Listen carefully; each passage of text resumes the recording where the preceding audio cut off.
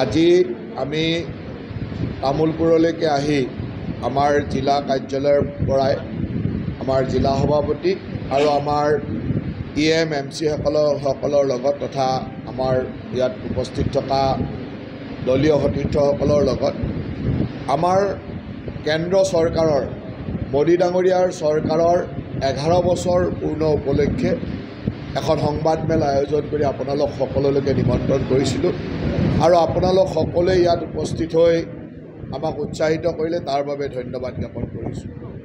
আপোনালোক সকলোৱে জানে যে যোৱা 9 জুন তাৰিখে আমাৰ মাননীয় প্ৰধানমন্ত্ৰী নৰেন্দ্ৰ মোদী ডাঙৰীয়াৰ তৃতীয়বাৰৰ চৰকাৰখনে 1 বছৰ পূৰ্ণ কৰিলে আৰু তাৰ লগে লগে 3টা কাৰ্যকালৰ কাৰণে নিৰ্বাচিত হোৱা আমাৰ নৰেন্দ্ৰ মোদী ডাঙৰীয়াৰ চৰকাৰখনে 11 বছৰ বা NDA চৰকাৰখনে 11 বছৰ পূৰ্ণ কৰিলে। এই 11টা বছৰ আমাৰ মাননীয় প্ৰধানমন্ত্ৰী ডাঙৰীয়াৰ নেতৃত্বত গৰীব কল্যাণ বছৰ হিচাপে বা গৰীবৰ উন্নয়নৰ বৰ্ষ হিচাপে এই চৰকাৰখনে কাম কৰিছে। NDA চৰকাৰখনে প্ৰতিটো মুহূৰ্ততে সাধাৰণ ৰাইজৰ সেৱাত উন্নয়নৰ কাৰণে কাম কৰাৰ চেষ্টা কৰিছে। ভাৰতবৰ্ষৰ সাংস্কৃতিক সুৰক্ষাৰ পৰা ভাৰতীয় সনাতনী সভ্যতাৰ সুৰক্ষাৰ পৰা প্ৰতিটো ক্ষেত্ৰতে এই চৰকাৰখনে কাম কৰিছে। আজি আপোনালোকক জনাবলৈ পাই অত্যন্ত আনন্দিত যে আমাৰ প্ৰধানমন্ত্ৰী নৰেন্দ্ৰ মোদী ডাঙৰীয়াৰ নেতৃত্বত যোৱা 11টা বছৰৰ চৰকাৰে 81 কোটি মানুহক আমি প্ৰধানমন্ত্ৰীৰ গৰীব কল্যাণ অন্ন যোজনাৰ জৰিয়তে বিনামূলীয়া অন্ন দিবলৈ সক্ষম হৈছোঁ। আজি আপোনালোকে চিন্তা কৰক, ভাৰতবৰ্ষৰ দৰে এখন ৰাষ্ট্ৰত 81 কোটিতকৈ অধিক লোকে বিনামূলীয়া প্ৰতি মাহত 5 কিলোকৈ চাউল, এজন ব্যক্তিয়ে 5 কিলোকৈ চাউল বিনামূলীয়াভাৱে সুন্দৰভাৱে পাই আছে। আনকি কোভিডৰ সময়ত আমি তাক 10 কিলোকৈ দিছিলোঁ। গতিকে এনেকুৱা ধৰণে আমি গৰীবৰ কল্যাণৰ বাবে আমাৰ চৰকাৰখনে কাম কৰাৰ চেষ্টা কৰিছে। দ্বিতীয়তে, এই 11 বছৰৰ চৰকাৰখনে 4 কোটিতকৈ অধিক লোকক প্ৰধানমন্ত্ৰী আৱাস যোজনাৰ জৰিয়তে ঘৰ নিৰ্মাণ কৰি পকী ঘৰ নিৰ্মাণ কৰিবলৈ সক্ষম হৈছে।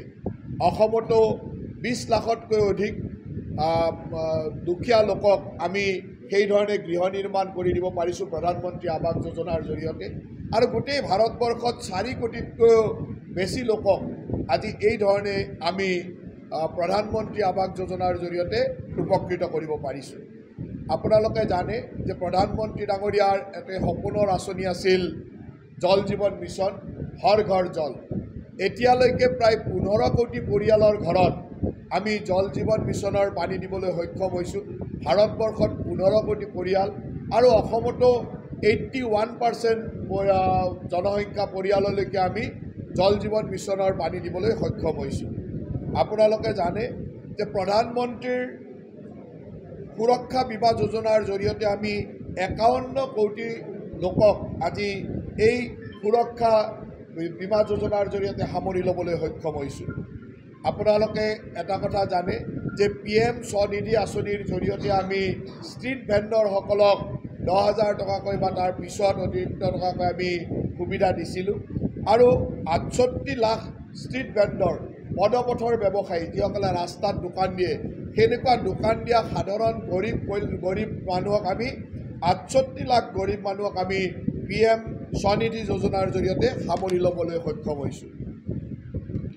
আপোনালোকে জানে যে PM কিষাণ সন্মান নিধি, প্ৰধানমন্ত্ৰী PM কিষাণ বা প্ৰধানমন্ত্ৰী কৃষক সন্মান নিধিৰ যি ব্যৱস্থা, এই ব্যৱস্থাৰ জৰিয়তে আমি বছৰত 6,000 টকাকৈ প্ৰতিগৰাকী কৃষকলৈকে দিওঁ আৰু এতিয়ালৈকে প্ৰায় 3.7 লাখ দেখিলেই গুলিয়াব দিছে।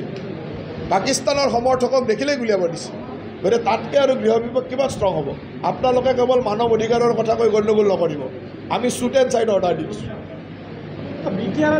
গৌৰৱ গগৈ চাওক, মানে পাকিস্তানৰ সমৰ্থক বা জিন্নাৰ সমৰ্থক চবতে এটা দুটা থাকে। সেই এটা দুটা মানুহক নিৰ্বাচনৰ টিকট দিব পাৰিব, কিন্তু ইয়াত এটা চিটো জিকিব নোৱাৰে। কাৰণ BTRত খিলঞ্জীয়া মানুহৰ প্ৰভুত্ব আছে, ইয়াত বড়ো মানুহৰ প্ৰভুত্ব আছে, বিভিন্ন জনগোষ্ঠীয় মানুহৰ প্ৰভুত্ব আছে। খিলঞ্জীয়া অসমীয়া মানুহৰ ভাৰতীয় মানুহৰ প্ৰভুত্ব আছে, গতিকে ইয়াত তেওঁ জিকিম বুলি ভাবাটো ভুল কথা। তাৰে এটা দুটা সমষ্টি হয়তো ক'ৰবাত অনুপ্ৰৱেশকাৰীৰ যদি আধিপত্য আছে তাত হয়তো তেওঁ চেষ্টা কৰিব, কিন্তু মই নাভাবোঁ ইয়াত কোনোবা 40টাৰ ক'ৰবাত জিকিব পাৰিব বুলি। মই জিকাৰ চিট দেখা নাই। কিন্তু চুক্তিৰ অধিকাংশ কামেই হৈছে, কিছুমান কাম এতিয়াও হৈ উঠা নাই, সেই কামবিলাক চলি আছে। আৰু বিটিআৰ চুক্তি যিহেতু কাৰ্যক্ষম হৈ আছে আৰু এই কামটো চলি থাকিব। দেখিছেই যে বিটিআৰ চুক্তিৰ বহুকেইটা দফা কমপ্লিট হ'ল, আৰু যিখিনি বাকী আছে সেইখিনিও প্ৰধানমন্ত্ৰী আৰু মুখ্যমন্ত্ৰী ডাঙৰীয়াৰ নেতৃত্বত সুন্দৰভাৱে হ'ব। হাগ্ৰামা মহিলাৰ লগত মোৰ ব্যক্তিগত সম্পৰ্ক বহুদিনীয়া, আৰু কেতিয়াবা কেতিয়াবা লগ পালে কথা বতৰা পাতোঁ। সিদিনাখন কোকৰাঝাৰলৈকে গৈছিলোঁ। কোকৰাঝাৰত আমাৰ জিলা এক্সিকিউটিভ আছিল। কোকৰাঝাৰত আমাৰ তাত এটা পাৱাৰ প্ৰজেক্ট লৈ অলপমান কিবাকিবি গণ্ডগোলো চলি আছিল। এই কথাবিলাক লৈ মই সেইফালে যাওঁতে তেওঁৰ ৰিজৰ্টটোতে সোমাই তেওঁক এবাৰ লগ পাই আহিছিলোঁ। ইমানে। এতিয়া তাক আপোনালোকে যি বুলি ভাবে, আমি তেওঁক তাত লগ পাইছিলোঁ। হাগ্ৰামাই যদি আপোনালোকক সমৰ্থন দিম বুলি ভাবে তেতিয়াহ'লে আপোনাৰ আমিতো কাৰো সমৰ্থনো নলওঁ। আমি অকলে ইলেকশ্যন খেলিম। আমাৰ ইলেকশ্যনটো আমি অকলে খেলিম বুলি মুখ্যমন্ত্ৰী ডাঙৰীয়া, আমাৰ ৰাজ্যিক সভাপতি ডাঙৰীয়া ইতিমধ্যে কৈ দিছে ক্লিয়াৰলি। গতিকে আমি অকলে ইলেকশ্যন খেলিম। আমাৰ সমৰ্থনৰ কথা নাই। ইলেকশ্যনৰ পিছৰ কথাটো বেলেগ। ইলেকশ্যনৰ আগত ইলেকশ্যন আমি অকলে খেলিম, আৰু আমি 25ৰ পৰা 30টাৰ সমষ্টিত ইলেকশ্যন খেলিম। এই 25ৰ পৰা 30টা সমষ্টিতে আমাৰ ভাল দলৰ ভিত্তি আছে। গতিকে আমি অকলে ইলেকশ্যন খেলাৰ কথা ভাবি আছোঁ, আৰু সমৰ্থনৰ কথাটো ক'ত আহিল। আৰম্ভ হৈছিলে তেতিয়া 2019 চনত 5 বছৰৰ কাৰণে মিছনটো আৰম্ভ হৈছিল। গতিকে 2024 চনত এই মিছনৰ কাম সম্পূৰ্ণ হোৱাৰ কথা আছিল, কিন্তু বহু কাম আমাৰ সম্পূৰ্ণ নোহোৱাৰ কাৰণে ভাৰত চৰকাৰে ইয়াক 2028 চনলৈকে আগবঢ়াই দিছে। গতিকে এই বছৰ বাজেটত প্ৰায় 67 কৰোৰ ৰুপিজ ধৰিছে, প্ৰায় 67,000 কৰোৰ, 67,000 কোটি টকা এইবাৰ বাজেটত আবণ্টন দিছে। গতিকে কাম চলি থাকিব। মাত্ৰ মিছন বন্ধ হৈ যোৱাৰ পিছত এই যিটো পিৰিয়ড, নতুন বাজেটত কৰাৰ পিৰিয়ডৰ কাৰণে আমাৰ কাম কিছু স্থবিৰ হৈছে, কিন্তু মই ভাবোঁ যে 1-1.5 মাহৰ পিছৰ পৰা ইয়াৰ কাম আগৰ দৰে গতি ল'ব, আৰু সেই গতি লৈ আমি 2028 চনৰ ভিতৰত আমাৰ জল জীৱন মিছন সম্পূৰ্ণ কৰিব লাগিব। এতিয়া আমি যে 2028 নহয়, আমি 26-27 মানৰ ভিতৰতে যে 100% মানুহক পানী দিব পাৰোঁ, সেই লক্ষ্য আমাৰ থাকিব।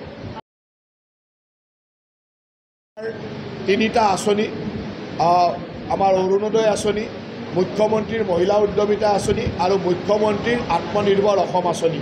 এই 3টা আঁচনিৰ জৰিয়তে আমি যথেষ্ট সংখ্যক লোকক বিভিন্ন ধৰণৰ সহায় কৰোঁ। অৰুণোদয় আঁচনিৰ জৰিয়তে আমি 1250 টকাকৈ প্ৰতি মাহতে আমাৰ আই মাতৃসকলক দিওঁ। ঠিক তেনেদৰে আমাৰ মহিলা উদ্যমিতাৰ জৰিয়তে 10,000 টকাকৈ গোটৰ মহিলাসকলে পায়, আৰু CM ট্ৰিপুলে বা মুখ্যমন্ত্ৰীৰ আত্মনিৰ্ভৰ অসমৰ জৰিয়তে 2 লাখ টকালৈকে আমাৰ যুৱক যুৱতীসকলে আত্মসংস্থাপনৰ কাৰণে পায়। এই গোটেইখিনি আঁচনি তামোলপুৰ জিলাত কি পৰ্যায়ত চলি আছে তাৰ এটা বিশ্লেষণ পৰ্যালোচনা ল'লোঁ, আৰু খুব কম দিনৰ ভিতৰত এই আঁচনিসমূহ ৰূপায়ণ কৰিবৰ কাৰণে কি ধৰণে কাম কৰিব তাৰ কাৰণেও এটা নিৰ্দেশনা দিলোঁ। অহা আগষ্ট মাহৰ পৰা আমি গোটৰ 10,000 টকাকৈ দিয়া মুখ্যমন্ত্ৰীৰ মহিলা উদ্যমিতাৰ কাম আৰম্ভ কৰিম, আৰু অৰুণোদয়ৰ কামো আমাৰ চলি আছে। অৰুণোদয়ো আমি খুব কম দিনৰ ভিতৰত অৰুণোদয়ৰ টকাও আমাৰ এই অঞ্চলৰ বিটিআৰ অঞ্চলৰ মহিলাসকলে পোৱা আৰম্ভ হ'ব। মুখ্যমন্ত্ৰীৰ আত্মনিৰ্ভৰ অসমৰ ইণ্টাৰভিউ হৈ গ'ল, তাৰ ছিলেকশ্যন প্ৰচিডিউৰ চলি আছে। খুব কম দিনৰ ভিতৰত এইখিনিও আমি সামৰি ল'ম, আৰু তামোলপুৰ জিলাত 1000তকৈ অধিক যুৱক যুৱতীক আমি এই ধৰণৰ মুখ্যমন্ত্ৰীৰ আত্মনিৰ্ভৰ অসমৰ জৰিয়তে 2 লাখ টকাকৈ দিয়াৰ চেষ্টা কৰিম। গোটেই ভাৰতবৰ্ষৰ শিক্ষা ব্যৱস্থাটোৰ এটা আমূল পৰিৱৰ্তন আনিছিল, আৰু এই আমূল পৰিৱৰ্তনৰ জৰিয়তে আমি বিশ্ব মানদণ্ডৰ শিক্ষা আমাৰ ভাৰতবৰ্ষত কেনেকৈ পাব পাৰে সেই ধৰণৰ চিন্তা চৰ্চা আমাৰ চৰকাৰখনে কৰিছিল। আপোনালোকে জানে 2014 পৰা 2024 চনৰ ভিতৰত নতুনকৈ 15খন এইমছ, য'ত 1,09,963টা মেডিকেল ছিট আছিল, 15খন নতুন এইমছ স্থাপন কৰা, 7খন IIT স্থাপন কৰা, 8খন IIM স্থাপন কৰা, আৰু 490খন নতুন ইউনিভাৰ্চিটি স্থাপন কৰাৰে ধৰি উচ্চ শিক্ষাৰ ক্ষেত্ৰত এটা আমূল পৰিৱৰ্তন, আৰু কাৰিকৰী শিক্ষা বা আমাৰ প্ৰফেশ্যনেল শিক্ষাৰ ক্ষেত্ৰত এই ধৰণৰ আমূল পৰিৱৰ্তন আমাৰ চৰকাৰে আনিবলৈ চেষ্টা কৰিছিল। আপোনালোকে জানে যে আপোনালোকৰ গাঁওবিলাকতো দেখিছে যে PM শ্ৰী যোজনাৰ জৰিয়তে আমি বহু স্কুলৰ মডাৰ্ণাইজ বা নতুন আধুনিকৰণ কৰিছিলোঁ। 14,500খন স্কুলক আমি PM শ্ৰী যোজনাৰ জৰিয়তে আধুনিকৰণ কৰাৰ কাম আমি কৰিছিলোঁ। আমাৰ খেলাৰ দিশতো সেই ধৰণে ক্ৰীড়াক আগবঢ়াই নিবৰ কাৰণে 1048টা খেলো ইণ্ডিয়া চেণ্টাৰ আমি সুন্দৰভাৱে তৃণমূল পৰ্যায়ত খেলো ইণ্ডিয়া চেণ্টাৰ আমি নিৰ্মাণ কৰিছিলোঁ, যাৰ জৰিয়তে আমি খেলো ইণ্ডিয়াৰ চেণ্টাৰৰ জৰিয়তে নতুন নতুন খেলুৱৈসকলক আগবঢ়াই নিয়া বা প্ৰশিক্ষণ দিয়াৰ কাম আমি কৰিব পাৰিছোঁ। আপোনালোকে জানে যে আয়ুষ্মান ভাৰত আমাৰ চৰকাৰৰ এখন অত্যন্ত মানে ৰাইজৰ উপকৃত হোৱা আঁচনি। এই আঁচনিৰ জৰিয়তে আমি 5 লাখ টকালৈকে পৰিয়ালটোক ফ্ৰী ট্ৰিটমেণ্টৰ সুবিধা দিওঁ। এতিয়ালৈকে প্ৰায় 55 কোটি মানুহে এই ধৰণৰ য'ত ছিনিয়ৰ চিটিজেন 70 বছৰৰ ওপৰৰ মানুহ আছে, তেনেকুৱা লোকে 55 কোটি মানুহৰ আমি আয়ুষ্মান ভাৰতৰ দ্বাৰা আমি উপকৃত কৰিবলৈ সক্ষম হৈছোঁ। আপোনালোকে জানে যে আজিৰ তাৰিখত 70 বছৰৰ বয়সৰ ওপৰৰ যিকোনো ব্যক্তি আয়ুষ্মান ভাৰতৰ দ্বাৰা আমি সামৰি লৈছোঁ। গতিকে সকলো স্তৰৰে সকলো ইনকাম গ্ৰুপৰে 70 বছৰৰ ওপৰৰ সকলো ব্যক্তিয়ে সুন্দৰভাৱে আয়ুষ্মান ভাৰতৰ ট্ৰিটমেণ্ট পোৱাৰ সৌভাগ্য হৈছে আমাৰ মাননীয় প্ৰধানমন্ত্ৰী ডাঙৰীয়াৰ নেতৃত্বত। আজি আপোনালোকে জানে যে কোভিড মহামাৰীৰ সময়ত এনেকুৱা ধৰণৰ উন্নত চিকিৎসা বা এনেকুৱা ধৰণে দেশখনক সুৰক্ষা কৰা কাম আমাৰ চৰকাৰখনে কৰিছিল যে বিশ্বত সমাদৃত হৈছিল। 220 কোটি মানুহক ফ্ৰী কোভিড ভেকচিন দিয়াটো এটা ঐতিহাসিক ঘটনা আছিল, যি কোনো ৰাষ্ট্ৰই আজিলৈকে এনেকুৱা কাম কৰিব পৰা নাছিল। ভাৰতবৰ্ষৰ প্ৰধানমন্ত্ৰী মোদী ডাঙৰীয়াৰ নেতৃত্বত 220 কোটি মানুহক আমি বিনামূলীয়া কোভিড ভেকচিন দিবৰ কাৰণে সক্ষম হৈছিলোঁ। আজি আপোনালোকে জানে যে কিছুদিন আগতে আমাৰ ভাৰত পাকিস্তানৰ যুদ্ধ আপোনালোকে দেখিছে। এই যুদ্ধৰ সময়ত আমাৰ ভাৰতীয় সেনাই সকলো সময়ত মূৰ দাঙি থিয় থাকিব পাৰিছিল এইকাৰণে যে আমাৰ ডিফেন্স এক্সপৰ্ট যিটো আছিল, এই এক্সপৰ্ট বা ডিফেন্সৰ ক্ষেত্ৰত আমাৰ যি ধৰণৰ ব্যৱস্থা আমি লৈছিলোঁ ই সঁচাকৈ গৌৰৱ কৰিবলগীয়া। আনকি আমি আমাৰ ৰাষ্ট্ৰখনে ডিফেন্স এক্সপৰ্ট কৰিবৰ কাৰণে প্ৰায় 34 টাইমছ আগতকৈ 34 গুণ বৃদ্ধি কৰিবৰ কাৰণে সক্ষম হৈছোঁ, যাৰ জৰিয়তে আমি এতিয়ালৈকে 23,622 কোটি টকাৰ এক্সপৰ্ট আমি ডিফেন্স মেটেৰিয়েলছ এক্সপৰ্ট কৰিব পাৰিছোঁ। তাৰমানে ভাৰতবৰ্ষ আজি কি ধৰণে ডিফেন্সত নিজকে ছেল্ফ ছাফিচিয়েণ্ট কৰিছে এই কথাটো আপোনালোকে নিশ্চয়কৈ অনুমান কৰিব পাৰিছে। আজি আপোনালোকে জানে 2014 চনত যেতিয়া মোদী ডাঙৰীয়াই নেতৃত্ব লৈছিল, তেতিয়া আমাৰ ভাৰতবৰ্ষ ৰাষ্ট্ৰৰ ইকনমিৰ ক্ষেত্ৰত 10 নম্বৰ স্থানত আছিল। আজি মাত্ৰ 11টা বছৰৰ ভিতৰতে ভাৰতবৰ্ষক 10 নম্বৰ স্থানৰ পৰা 4ৰ্থ স্থানলৈকে আনি আটাইতকৈ হায়েষ্ট ফাষ্টেষ্ট গ্ৰয়িং ইকনমি হিচাপে আজি ভাৰত যিখিনিত আমাৰ শক্তি আছে আমি সুন্দৰভাৱে খেলিব পাৰোঁ, সেইখিনি চিটত আমি নিৰ্বাচন খেলিম। আৰু আমি যিখিনি চিটত নিৰ্বাচন খেলিম সকলোতে আমাৰ শক্তি আছে কাৰণে খেলিব লৈছোঁ। গতিকে আমি ভাবোঁ যে 25ৰ পৰা 30খনৰ ভিতৰত আমি নিৰ্বাচন খেলাৰ সমৰ্থ বা আমাৰ শক্তি আছে। আৰু 25ৰ পৰা 30খনৰ ভিতৰত যি আসনতে নিৰ্বাচন খেলিম, আমি যি আসনত আমাৰ শক্তি ভাল বিজয় হোৱাৰ সম্ভাৱনা আছে তাতেই খেলিম। গতিকে আমাৰ শক্তিটো ইতিমধ্যে গমেই পাইছে, আমি য'তেই ইলেকশ্যন খেলিম তাত আমাৰ শক্তি আছে কাৰণে ইলেকশ্যন খেলিম। আমাৰ বিজেপি চৰকাৰৰ আগ্ৰাসী বিৰোধ নহয়, সমন্বয়ৰ। আপুনি সেইটোক আগ্ৰাসী বুলি ভাবে, আমি সমন্বয় বুলি ভাবোঁ। আমি অসম গণ পৰিষদক সমন্বয়ৰ মাজেৰে লৈ থাকোঁ। আমাৰ ইয়াতে UPPL দলৰ লগত সমন্বয়েৰে আমি কাম কৰোঁ। ঠিক তেনেদৰে আমাৰ ৰাভা অঞ্চলত ৰাভা যৌথ সংগ্ৰাম মঞ্চীক সমন্বয়েৰে লওঁ, তিৱা অঞ্চলত তিৱাক লওঁ, মিচিং অঞ্চলত গণশক্তিক লওঁ। গতিকে গোটেই অসমৰ প্ৰতিটো জাতি জনগোষ্ঠীক সমন্বয়ৰ মাজেৰে ৰাষ্ট্ৰীয়তাবাদী দৰ্শন আমাৰ আছে, কিন্তু আমি প্ৰতিটো আঞ্চলিক চিন্তা চৰ্চাক সমন্বয় কৰি আৰু আঞ্চলিক চিন্তা চৰ্চাক প্ৰাধান্য দি আমি সুন্দৰভাৱে কাম কৰোঁ। গণতন্ত্ৰত যেতিয়া 20খনতকৈ বেছি চিট পালেও আমি ইয়াৰে যি আমাৰ লগত মিত্ৰতা বা আমাৰ চিন্তা চৰ্চা আছে এই মিত্ৰতা সদায় থাকিব। আমি আজি ইয়াত নিৰ্বাচন খেলতো আমি এটা কথা কৈছোঁ যে আমি ইয়াতে কোনো এগ্ৰেছিভ হৈ আমি নিৰ্বাচন নকৰিলোঁ, মিত্ৰতাৰ মাজেৰে নিৰ্বাচন কৰিম। আমাৰ লগত UPPLৰ মিত্ৰতা আছে ৰাজ্য চৰকাৰ আৰু কেন্দ্ৰ চৰকাৰৰ ক্ষেত্ৰত। ঠিক তেনেদৰে আমাৰ লগত ফ্ল'ৰ কৰ্ডিনেশ্যন বা আমাৰ লগত ৰাজ্যসভা ইত্যাদিত BPF আমাক সহায় কৰে গতিকে আমি ইয়াত মিত্ৰতাৰ মাজেৰে সুন্দৰভাৱে নিৰ্বাচন খেলিম ইয়াত কোনো মানে কাৰো লগত জেদাজেদি কৰি আমি নিৰ্বাচন নেখেলোঁ আৰু সেইকাৰণে নিৰ্বাচনৰ পিছতো আমি মিত্ৰতাৰ মাজেৰে সকলোকে লৈ ইয়াত চৰকাৰ আগবঢ়াব লাগিব নাই আপোনালোকৰ চাগে দোধোৰ মোধোৰ আছে আমাৰ নাই আমাৰ স্পষ্ট যে আমি UPPLৰ লগত ৰাজ্য আৰু কেন্দ্ৰত এলায়েন্সত আছোঁ BPFৰ লগত ফ্ল'ৰ কৰ্ডিনেশ্যনত আছোঁ আৰু BPFে যোৱা সময়ত আমাক ৰাজ্যসভা বা অন্যান্য ক্ষেত্ৰত আমাক সহায় কৰিছে গতিকে আমি দুইটাৰে লগত সমন্বয় আমাৰ আছে কিন্তু মিত্ৰতা আমাৰ UPPLৰ লগত আছে যিখন যুঁজ সেইখন ধুবুৰীত হ'ব পাৰে য'ত পাকিস্তানৰ প্ৰেমী লোক আছে BTRত কেনেকৈ হ'ব তামোলপুৰ BTRত গৌৰৱ গগৈ কেনেকৈ যুঁজ কৰিব কওকচোন গৌৰৱ গগৈ যুঁজ কৰিবৰ কাৰণে ইয়াত তেওঁৰ সমৰ্থক পাকিস্তানী আছে নেকি আপোনালোকে ইয়াত পাকিস্তানী থাকিব দিয়া নাই দিছে জানো অলপ চলপ আহিছে ওচৰে পাজৰে চেষ্টা কৰে কিন্তু এতিয়াও আমাৰ বড়ো মানুহৰ আধিপত্য ইয়াত আছে খিলঞ্জীয়া মানুহৰ আধিপত্য ইয়াত আছে গতিকে ইয়াত পাকিস্তানী নাই নহয় এতিয়া পাকিস্তানী থকা জেগাত তেওঁ যুঁজ কৰিব কিন্তু আমাৰ যিটো আমাৰ হিন্দুস্তানী বুলি কয় আমাৰ যিটো মানে স্বাভিমানী গৌৰৱী ভাৰতীয় থকা ঠাইত তেওঁতো যুঁজ হ'ব নোৱাৰে নহয় তেওঁ পাকিস্তানৰ প্ৰেমী মানুহকেইটা পাকিস্তানত তেওঁ যুঁজ কৰক তেওঁ ধুবুৰীত যুঁজ হ'ব পাৰে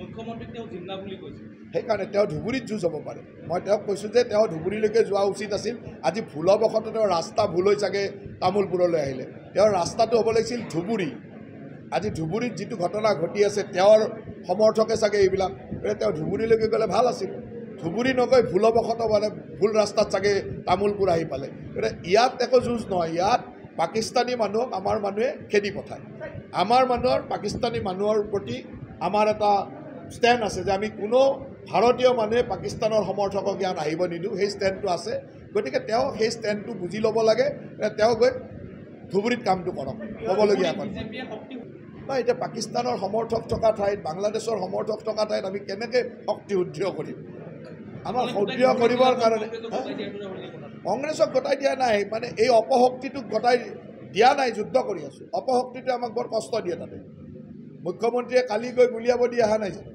দেখিলেই গুলিয়াব দিছে গতিকে অপশক্তিটোৱে তাত কষ্ট দিয়ে আমি গুলিয়াই হ'লেও ৰখাব লাগিব বিশেষ গুৰুত্ব দি অজস্ৰ কাম এই অঞ্চলত কৰা হৈছে যি অঞ্চলৰ ৰাইজে এটা সময়ত সদায় অৱহেলিত বুলি ভাবিছিল সেই অঞ্চলৰ ৰাইজক আজি এ ফৰ আছাম বুলি প্ৰধানমন্ত্ৰী ডাঙৰীয়াই সুন্দৰভাৱে উল্লেখ কৰিছে তাৰ লগে লগে উত্তৰ পূবক ঈশান কোণক অষ্টলক্ষ্মী নামেৰে উত্তৰ কোণৰ উন্নয়নৰ কাৰণে আজি মোদী ডাঙৰীয়াৰ নেতৃত্বৰ চৰকাৰখনে কাম কৰিছে এই 11 বছৰীয়া বৰ্ষপূৰ্তি উপলক্ষে আপোনালোকৰ জৰিয়তে মই সমগ্ৰ ভাৰতবাসী ৰাইজৰ হৈ অসমবাসী ৰাইজৰ হৈ BTRবাসী ৰাইজৰ হৈ মোদী ডাঙৰীয়াক ধন্যবাদ দিছোঁ তেখেতৰ সুস্বাস্থ্য কামনা কৰিছোঁ তেখেতৰ নেতৃত্বত ভাৰতবৰ্ষই আৰু আগবাঢ়ি যাওক দক্ষতাৰে আৰু কাম কৰি ভাৰতবৰ্ষক বিশ্বৰ এখন সৰ্বশ্ৰেষ্ঠ ৰাজ্য বিশ্ব ৰাষ্ট্ৰ হিচাপে বিশ্বগুৰু হিচাপে পৰিকল্পনা কৰাৰ যি লক্ষ্য সেই লক্ষ্যত উপনীত হওক তাকেই কামনা কৰি আপোনালোক সকলোলৈকে ধন্যবাদ দি মই মোৰ ক'বলগীয়াখিনি সামৰিছোঁ যদি আপোনালোকে কিবা প্ৰশ্ন কৰিব খোজে আপোনালোকে কৰিব পাৰে মই আপোনালোকৰ প্ৰশ্নখিনিৰ যথাযথ উত্তৰ দিয়াৰ চেষ্টা কৰিম যি ব্ৰিটিছে আমাক 200 বছৰ ৰাজত্ব কৰিছিল সেই ব্ৰিটিছৰ ইকনমিক ইংলেণ্ডৰ ইকনমিক আমি পিছ পেলাই ভাৰতবৰ্ষ আজি চতুৰ্থ বিশ্বৰ ইকনমি বা চতুৰ্থ বিশ্বৰ অৰ্থনীতি হিচাপে নিজক প্ৰতিষ্ঠা কৰিবলৈ সক্ষম হৈছে মোদী ডাঙৰীয়াৰ নেতৃত্বত গতিকে এই ধৰণে আমি বিভিন্ন বিকাশ আৰু উন্নয়নৰ কাম কৰি গৈছোঁ 54,917 কিলোমিটাৰ ৰাস্তা নেশ্যনেল হাইৱে আজি এই 11 বছৰত নিৰ্মাণ কৰা হৈছে 54,917 কিলোমিটাৰ নেশ্যনেল হাইৱে নিৰ্মাণ কৰাটো এটা ঐতিহাসিক ঘটনা আছিল সেই ধৰণৰ উন্নয়ন আমি কৰিছিলোঁ 3.96 লাখ প্ৰায় 4 লাখ কিলোমিটাৰ ৰাস্তা গ্ৰাম্য ৰাস্তা প্ৰধানমন্ত্ৰী গ্ৰাম্য সড়ক যোজনাৰ দ্বাৰা কৰা হৈছিলে 4 লাখ কিলোমিটাৰ 3,96,000 কিলোমিটাৰ ৰাস্তা নিৰ্মাণ কৰাটো সৰু কথা নহয় গাঁৱে গাঁৱে প্ৰধানমন্ত্ৰী গ্ৰাম্য সড়ক যোজনাৰ জৰিয়তে নিৰ্মাণ কৰা হৈছিল আজিৰ তাৰিখত আমাৰ চৰকাৰে যেতিয়া দায়িত্ব লৈছিল মোদী ডাঙৰীয়াই তেতিয়া ভাৰতবৰ্ষত মাত্ৰ 74টা অপাৰেশ্যনেল এয়াৰপোৰ্ট আছিল আজি এই 74টা এয়াৰপোৰ্টৰ পৰা 160টালৈকে উন্নীত কৰা 160টা অপাৰেশ্যনেল এয়াৰপোৰ্ট বনোৱাটো মোদী ডাঙৰীয়াৰ কাৰ্যকালৰ এটা সফল অধ্যায় আছিল আজি আপোনালোকে জানে যে 86খন নতুন এয়াৰপৰ্টত 88টা নতুন ডেষ্টিনেশ্যনক উড়ান স্কিমৰ যোগেদি এয়াৰ কানেক্টিভিটি কৰা হৈছিল, য'ত আমাৰ ভাৰতবৰ্ষত এয়াৰ কানেক্টিভিটি যথেষ্ট বৃদ্ধি কৰাৰ কাৰণে চেষ্টা কৰা হৈছিল। আজি আপোনালোকে জানে 136খন বিশ্ব মানদণ্ডৰ বন্দে ভাৰত ট্ৰেইন আজি বিভিন্ন ঠাইত চলি আছে। 136খন world class Vande Bharat train চলি থকাটো, অপাৰেশ্যনেল হৈ থকাটো আমাৰ কাৰণে এটা গৌৰৱৰ বিষয়। ঠিক তেনেদৰে আমি সংস্কৃতি ৰক্ষাৰ ক্ষেত্ৰতো, ভাৰতীয় সংস্কৃতি ৰক্ষাৰ ক্ষেত্ৰতো আমি যথেষ্ট সুদক্ষতাৰে মোদী ডাঙৰীয়াই কাম কৰিছিল। আপোনালোকে জানে যে ৰাম মন্দিৰ নিৰ্মাণ আমাৰ 500 বছৰীয়া কল্পনা আছিল। 500 বছৰীয়া কল্পনাক বাস্তৱত ৰূপ দিবৰ কাৰণে মোদী ডাঙৰীয়াই সুন্দৰভাৱে কাম কৰিছিল। আজি অযোধ্যাকাশী বিশ্বনাথ কৰিডৰ নিৰ্মাণ ই ভাৰতবৰ্ষৰ গৌৰৱক উজ্বলাই লৈ গৈছে। আজি ঠিক তেনেদৰে মহাকাল লোক উজ্জয়নত মহাকাল লোক নিৰ্মাণে আমাৰ ভাৰতবৰ্ষৰ সনাতনী সংস্কৃতিক আৰু আগবঢ়াই নিছে। এই ধৰণে আজি মোদী ডাঙৰীয়াৰ নেতৃত্বত অজস্ৰ কাম ভাৰতবৰ্ষৰ এই 11টা বছৰত কৰা হৈছে, যি ভাৰতবৰ্ষৰ গৰীব কল্যাণৰ কাৰণে আটাইতকৈ উন্নত সময় আছিল। স্বাধীনতাৰ এই 75 বছৰ, প্ৰায় 80 বছৰ হ'বৰ হ'ল। এই 80 বছৰৰ দীঘলীয়া যাত্ৰাত যোৱা 11টা বছৰৰ যি ধৰণৰ উন্নয়নৰ যাত্ৰা আমাৰ মোদী ডাঙৰীয়াৰ নেতৃত্বত হৈছে, ই সঁচাকৈয়ে অত্যন্ত প্ৰতিগৰাকী ভাৰতবাসীক গৌৰৱ কৰিবলগীয়া। আৰু আজি মোদী ডাঙৰীয়াৰ 11 বছৰ বৰ্ষ পূৰ্তি উপলক্ষে আপোনালোকৰ জৰিয়তে মই অসমবাসী ৰাইজক এই কথাখিনি জনাবলৈ পাই অত্যন্ত আনন্দ অনুভৱ কৰিছোঁ। তাৰ লগে লগে আপোনালোকে জানে যে এই তামোলপুৰ অঞ্চলতো মোদী ডাঙৰীয়াৰ আশীৰ্বাদত আমাৰ মুখ্যমন্ত্ৰী হিমন্ত বিশ্ব শৰ্মা ডাঙৰীয়াৰ প্ৰত্যক্ষ নেতৃত্বত আজি তামোলপুৰত মেডিকেল কলেজৰ এখন নিৰ্মাণৰ কাম পূৰ্ণগতিত চলি আছে। এটা আয়ুক্ত, জিলা আয়ুক্ত, সংহত জিলা আয়ুক্তৰ নিৰ্মাণৰ কাম সুন্দৰভাৱে চলি আছে। পাগলাদিয়াৰ ওপৰৰ ব্ৰিজ সমাপ্ত হৈছে। আমাৰ বাল্টি আৰু মদগাৰ ৰিভাৰৰ ওচৰত আমাৰ সুন্দৰভাৱে নদীৰ দলঙৰ নিৰ্মাণৰ কাম চলি আছে। এনেকৈ অজস্ৰ উন্নয়নৰ কাম আমাৰ চৰকাৰখনৰ দিনত চলি আছে। 11 বছৰীয়া এই মোদী ডাঙৰীয়াৰ চৰকাৰখনে এই ধৰণে ৰাইজৰ ওচৰত সদায় দায়বদ্ধ হৈ কাম কৰিছে। ঠিক তেনেদৰে যোৱা 4টা বছৰ মাননীয় মুখ্যমন্ত্ৰী ডাঙৰীয়াৰ নেতৃত্বত আমাৰ অসম চৰকাৰখনেও সদায় এই বিটিআৰ অঞ্চলতে হওক, তামোলপুৰ অঞ্চলতে হওক, সমগ্ৰ অসমতে উন্নয়নৰ এক জয়যাত্ৰা আৰম্ভ কৰিছে। প্ৰধানমন্ত্ৰী বাজপেয়ী ডাঙৰীয়াৰ দিনত আৰম্ভ কৰা ডোনাৰ মন্ত্ৰালয়ৰ জৰিয়তেও